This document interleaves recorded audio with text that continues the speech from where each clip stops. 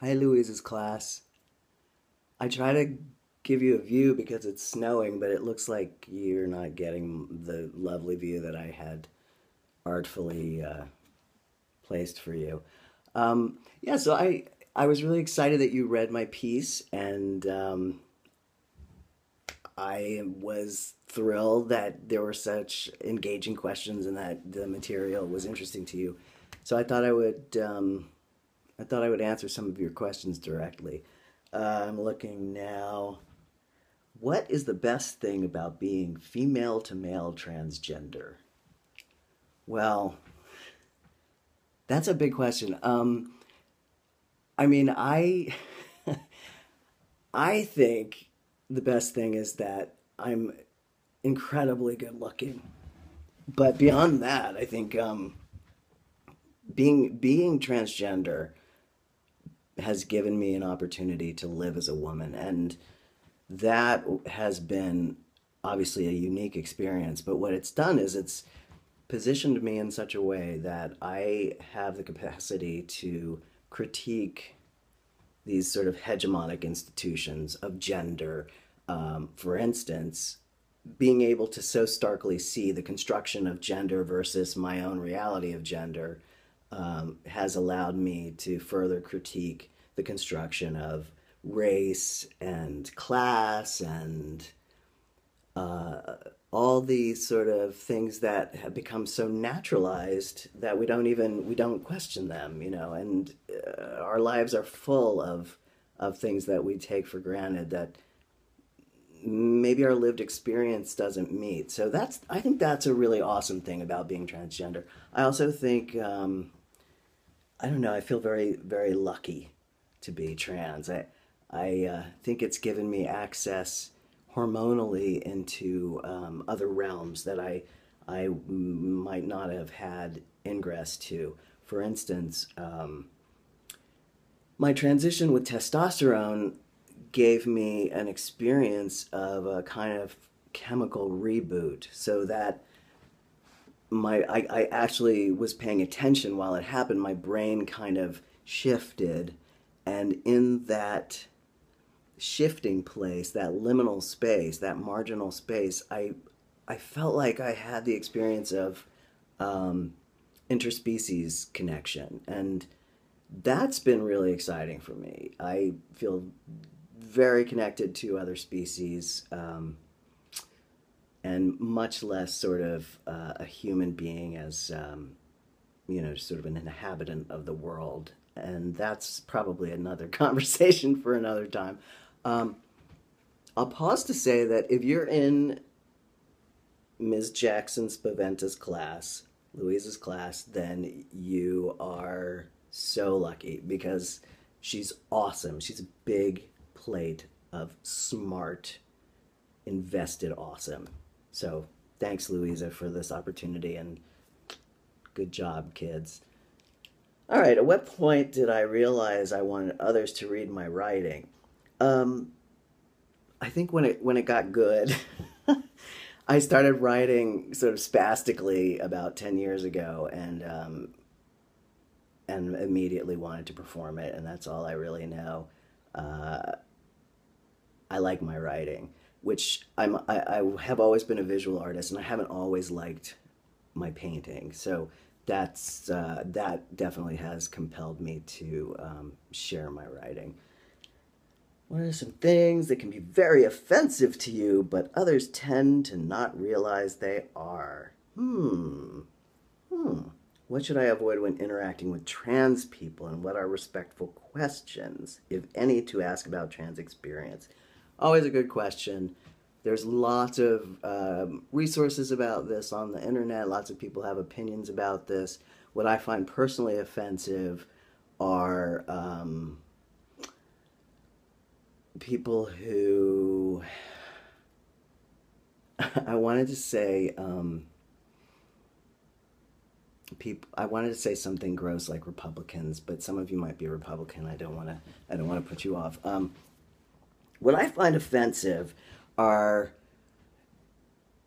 now, and this is very personal. This is very different for each individual. I have friends that still mispronoun me, and that's kind of a big deal in the trans world to be mispronounced. Um, but with certain people, I recognize that the effort is being made, and they knew me as a woman, and they have seen me transition, and they really are making their own effort to wrap their brain around. I'm much more generous about that than I am with people who constantly mispronoun me and then apologize and then clearly don't think about it at all, um, and have done so in public places where initially was quite painful.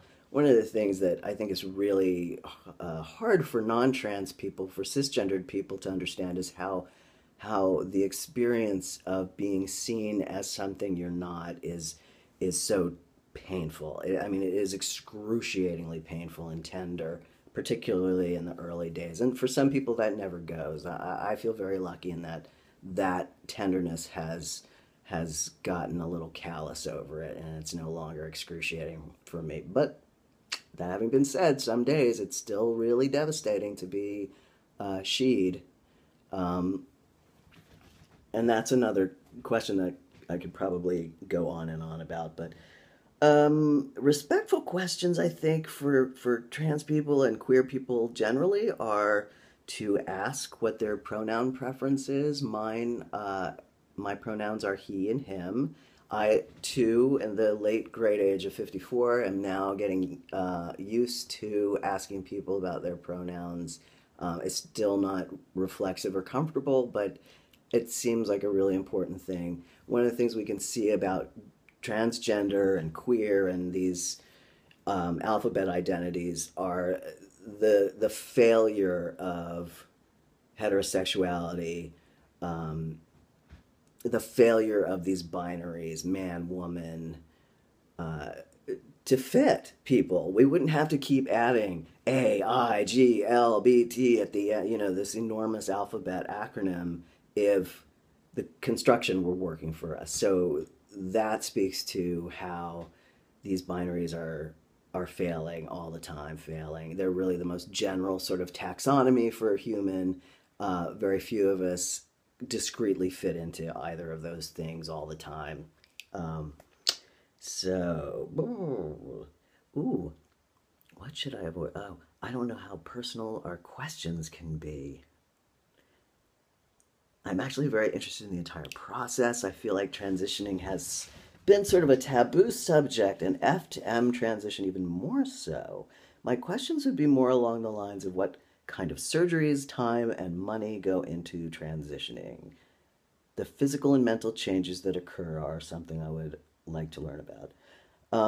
So what this brings up for me is actually the trans body is not a taboo subject. That the trans body is actually very much a public subject, and that there is a scrutiny around transgender bodies and genitalia that non-transgender people don't experience. And what I want to say about that is that the condition of being transgender is a condition of the mind. Yes, there's embodied things that happen. Yes, some of us seek a surgical intervention or hormonal intervention, and some of us don't. I mean, I imagine there are people in your life right now who are walking around whom you identify a certain way, who in their minds feel transgender. My wife is one of those people. She presents as a woman. She's a cisgendered woman, but she feels very transgender. So I think the speculation around trans and around trans surgeries are a way of sort of othering trans people and um, rendering the trans body public for public consumption. Um, women's bodies, for instance, are very, also clearly subjected to this kind of scrutiny. Um, Now, that's not to say that this is a bad question or this is off limits. It's just let's be clear about what's happening here. Um, obviously genitalia, bodily change. It's fascinating. We're all fascinated by that. And the experience of hormonal transition is very much like puberty, from a female to male journey. There's tons of stuff online, tons of documenting of the changes. And if you're a cisgendered male and you've gone through puberty, you know what that's like. Hairs popping out, things getting bigger, increased sexual rapacity, all that stuff. And that subsides after a while, but it is pretty crazy. Um, I have a show that I wrote. It's called F to M to Octopus. It's a one person show, uh, and it's about the kind of hormonal changes and their operations on the brain that I find to be way more interesting than the operations of, say, my lowering voice or the hair on my knuckles or the nose, the other mortifying things that happen through testosterone. So, and I'll send anybody a copy of that script that's interested in reading it. And I have a blog too. I'll maybe mention at the end of this. Questions. Oh, so surgeries. Yeah, I mean, yeah, this is a question that again, it sort of implies the public space of trans bodies. Not every trans person has surgeries. I will tell you because I don't mind telling you, I have had top surgery, which is double mastectomy, and I've had a hysterectomy. So those are sort of my gender driven surgeries. But as I say, that's not everybody's story, and not everybody needs that to happen or wants that to happen. Oh, activists need to be Sagittarian by nature, always looking to hoof it, ready to trot to the next better place. There's even a reference. What are some ways I can be supportive of trans people? Oh, um, I think, as a white person, I always work really hard to find ways in which I can be a good ally to people of color. And what I recognize about myself is that as a white person, I'm constantly amnesiac about my privilege in the world and how being white offers me a kind of relaxed way of being in the world that if I were not white, I wouldn't have. And so I'm constantly trying to, bring myself to attention about my privilege and my and the way that the construction of race works to other people and to oppress people. So I think in that regard, that's how you can be supportive of trans people, to pay attention to gender privilege, to learn more, to keep educating yourself, to be open, and frankly, it's a painful journey. I mean, I know as a white guy, I have said and thought some really stupid things, and I have embarrassed myself publicly, but it's kind of part of the learning process. So be willing to look a fool, be willing to ask these questions that you feel might be foolish. Just be respectful, like it's not okay to ask somebody what's in their pants. Like, it's just not. You don't, we don't do that. Although people do that with me often. They think that they can ask me that. And I may or may not be willing to tell them, but the thing is to understand why it's so easy to ask a trans person that question. Um, so I think that's how you can be supportive of trans people. I think if you have trans friends, loving someone unconditionally as best you can is really powerful. Trans people, particularly male to female transgender people, are subject to the worst kind of violence. We know that a Latina trans woman has 1 in 8 chance of being murdered. A Latina trans woman has a solid chance she won't live beyond the age of 35, and those are real statistics. We know trans women are getting HIV. The rate of infection is 16 to 20%. That's higher than it is in parts of Africa where AIDS is high. So we're talking about a scale of oppression and violence and deliberate ignorance that is like the way it was in the Reagan era around AIDS and HIV. So to be trans supportive, educate yourself, learn how you can support your sisters.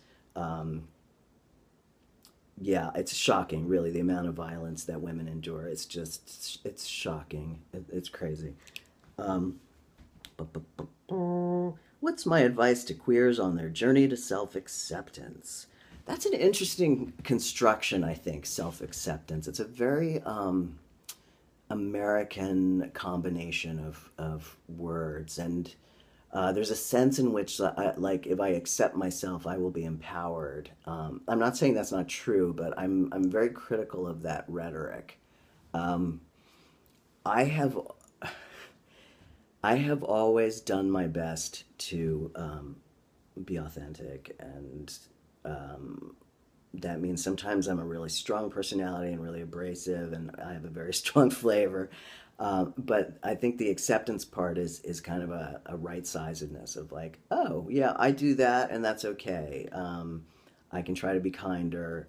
I can try to be less stompy with my words. Queer self acceptance. I mean, who what do you need to accept? And against whom? I feel like the self acceptance thing is like always about this against somebody. Like we always have this idea of our community of queers. What community is that? Is it the five people I know that are gay that I hang out with? Is it this larger institution? Where is the acceptance not coming from, and why do I need it? So that's probably not really that's probably not a good answer for you. If you're queer, you're awesome. How about that? You're fucking awesome. The end. It's the best thing in the world to be. What do you think are important steps for general society to adapt a more fluid understanding of identity? And related, what are the first steps our society needs to take to initiate fourth wave feminism? I think that's happening, right? I think, you know, uh, the fact that you're in a educational environment, higher educational environment, reading queer and trans literature means that we're doing that. We're doing that. You're doing that work. That's so awesome because this is what we do. We educate ourselves. We keep an open mind. That's the thing, right? The open mind. Because again, like I don't want to look stupid. And if I keep having conversations about gender and class and race, I'm gonna occasionally look stupid and say something hurtful. So there has to be a willingness. There has to be a willingness to do that. And so that's part of our work, right? To just be brave and to keep educating ourselves. And then fourth wave feminine. I mean, it's happening. I think we're accommodating transgender. We have TV shows now that are actually good. I like Transparent. I think that's a really artfully done text, and I have a lot of friends who actually worked on that, so I know that it's informed by a true transgender perspective. Um, I lost my train. I derailed. Important steps to general society. Yeah. Um, I mean, it's happening, and also I would critique like what is general society? What does that mean? Um, it's sort of like the question of same sex marriage. Like, granted, I'm married. I'm not gonna lie. I find the allure of that fantasy of marriage to be just as appealing and compelling as anybody else. That having been said, I'm highly critical of the institution. I I think that gay or same-sex marriage is one of those a luxury issue. You know, when people are being murdered or people don't have, there's no economic parity, and people are being paid less and less and have to pay out more and more. Like, these are things that are interesting to me. So I think this sort of like general society, I'd say, like, rather than an understanding of fluidity, let's fucking tear that shit down. Like, let's do something new. Like, we have the opportunity, particularly as trans and queer people, to do something new. This is why the question of, like, in marriage, for instance, I find so vexing, because I'd really like us to do something different. And I really want us to always call attention to these disparities and to critique the words that we say. These words that are so naturalized: self-acceptance, self-esteem, even queer or trans, whatever. Like, you know, think critically about what's operating in identity, what's operating in culture. How do I want to participate in it? How do I not want to participate in it? And I've probably given you way too much. I wish I had cookies or something. I would give you all a cookie and suggest that we take a nap together. But I'm going to go take a nap, and thank you so much. It means a lot to me that you're engaged in the work, and maybe Louisa will turn you on to my other websites. I love you. Bye. Oh, wait, do you see the snow? Can you see it? Not really, huh? You see my snow?